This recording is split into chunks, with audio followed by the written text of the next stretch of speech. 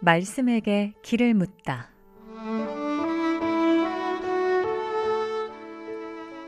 인생의 모든 문제, 하나님 말씀에 답이 있습니다. 성경 말씀 속에서 인생의 길을 찾는 시간. 목요일 오늘은 북구 풍양동에 위치한 광주 동부교회 박태준 목사님께서 말씀 전해주십니다.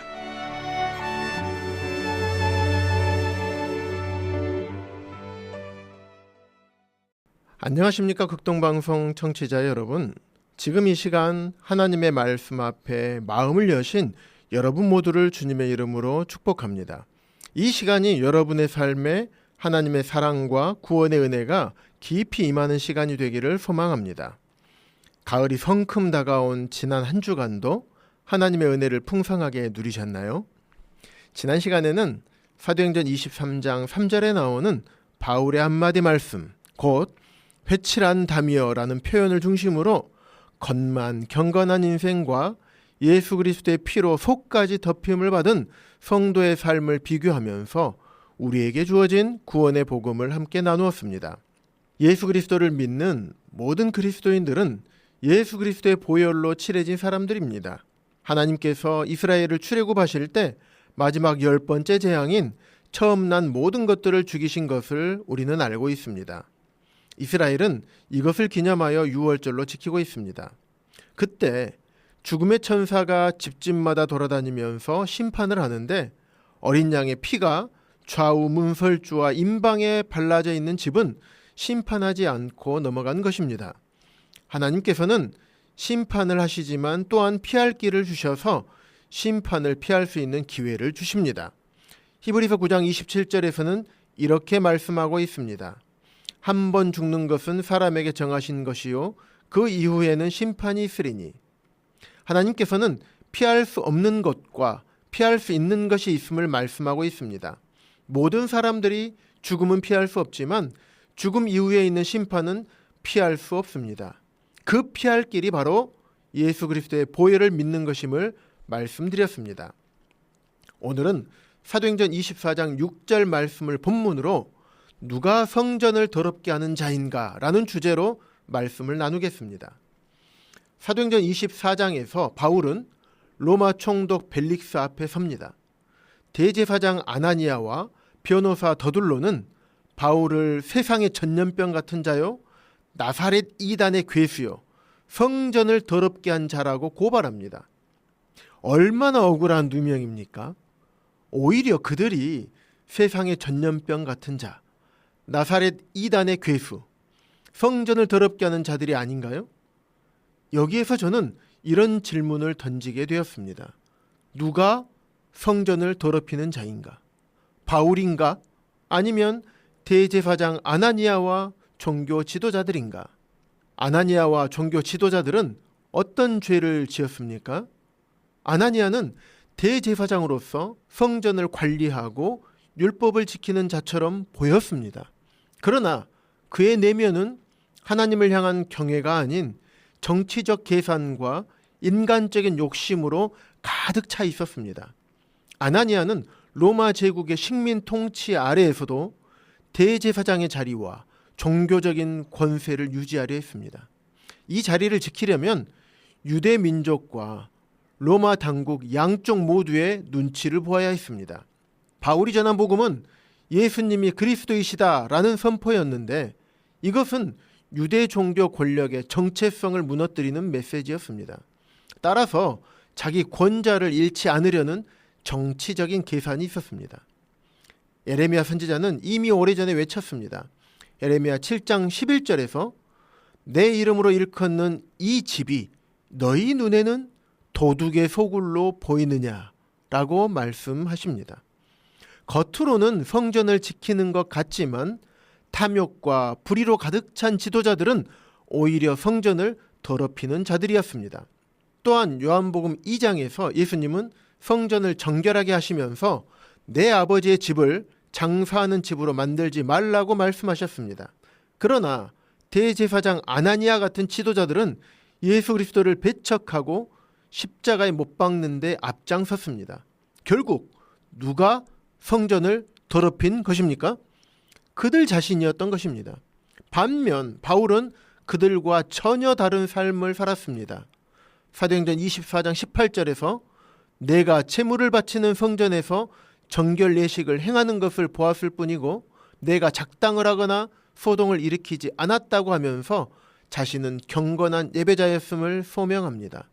바울은 성전을 더럽게 하는 자가 아니라 오히려 성전의 본래 목적을 회복하려 했던 것입니다. 또한 바울은 성전과 율법의 완성이신 예수 그리스도를 증거했습니다. 사도행전 24장 21절입니다. 오직 내가 그들 가운데 서서 외치기를 내가 죽은 자의 부활에 대하여 오늘 너희 앞에 신문을 받는다고 한 이 한 소리만 있을 따름이니이다. 바울은 세상 죄를 위해 십자가에서 보혈을 흘리시고 죽으실 뿐만 아니라 사흘 만에 부활하신 예수 그리스도, 자신이 만났던 그 예수 그리스도, 부활하심으로 하나님의 아들이시며 구약에 예언된 메시아이시며 구원자이심을 만천하에 드러내신 예수 그리스도, 그 이름의 뜻대로 모든 사람을 죄에서 구원할 자이신 그분을 증거했던 것뿐이었습니다. 마태복음 26장 28절에 말씀하신 대로 이것은 죄 사함을 얻게 하려고 많은 사람을 위하여 흘리는 바 나의 피 곧 언약의 피니라. 요한일서 1장 7절 그 아들 예수의 피가 우리를 모든 죄에서 깨끗하게 하실 것이요. 계시록 1장 5절에서는 우리를 사랑하사 그의 피로 우리 죄에서 우리를 해방하시고 라고 말씀하고 있습니다. 성전의 참된 의미는 그리스도의 보혈 속에 있다는 것을 바울은 알았던 것입니다. 그래서 바울은 성전 제사의 완성, 율법의 참된 의미가 바로 예수님의 십자가와 부활 안에 있음을 전했던 것입니다. 게다가 바울은 고린도전서 3장 16절에서 고린도 성도들에게 너희가 하나님의 성전인 것과 하나님의 성령이 너희 안에 거하시는 것을 알지 못하느냐고 책망했습니다. 그는 예수 그리스도 안에서 모든 믿는 자가 하나님이 거하시는 성전임을 알렸고 하나님이 거하시는 성전에 합당한 거룩한 삶을 권면했습니다.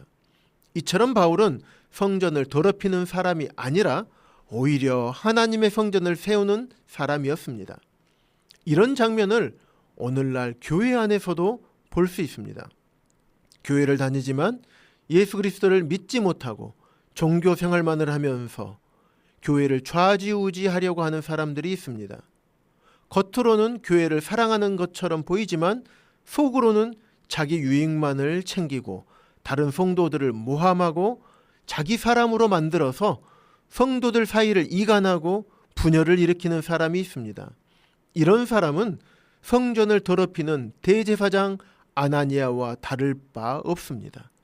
반면에 어떤 성도는 아무도 보지 않을 때 교회를 청소하고 정리하고 복음을 전하며 교회 안에서 사랑으로 섬깁니다. 그분은 이름도 빛나지 않고 드러나지도 않지만 하나님께서 보시기에 성전을 거룩하게 하는 귀한 분입니다. 그런 분들을 통해서 하나님의 성전이 세워져 가는 것입니다. 결국 성전을 더럽게 하는 자가 누구입니까? 아나니아처럼 겉으로는 신앙인처럼 경건한 것처럼 보이지만 마음에 하나님이 없는 자, 예수 그리스도를 거절하는 자가 성전을 더럽히는 자입니다. 반대로 성전을 거룩하게 하는 자는 누구입니까? 바울처럼 예수 그리스도의 보혈로 죄 씻음을 받은 자입니다. 예수 그리스도를 영접함으로 하나님의 자녀가 된 사람입니다. 예수 그리스도를 믿음으로 의롭다함을 얻은 자들입니다. 예수 그리스도를 믿음으로 말미암아 하나님께서 거하시는 하나님의 성전이 된 사람들입니다. 사랑하는 방송가족 여러분, 오늘 우리에게 주어진 복음은 이것입니다. 예수님의 보혈이 우리를 깨끗하게 하시며 하나님의 성전으로 우리를 세워주신다는 사실입니다.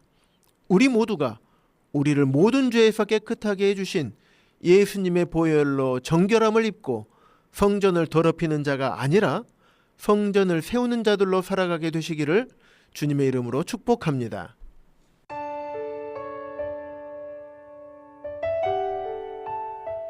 목요일 저녁 지금까지 북구 풍양동에 위치한 광주 동부교회 박태준 목사님께서 말씀 전해주셨습니다. 방송 듣고 신앙생활에 도움받기 원하시는 분은 010-4120-8007번 010-4120-8007번 광주 동부교회로 연락주시거나 062-373-1000번 광주 극동방송으로 전화주시기 바랍니다.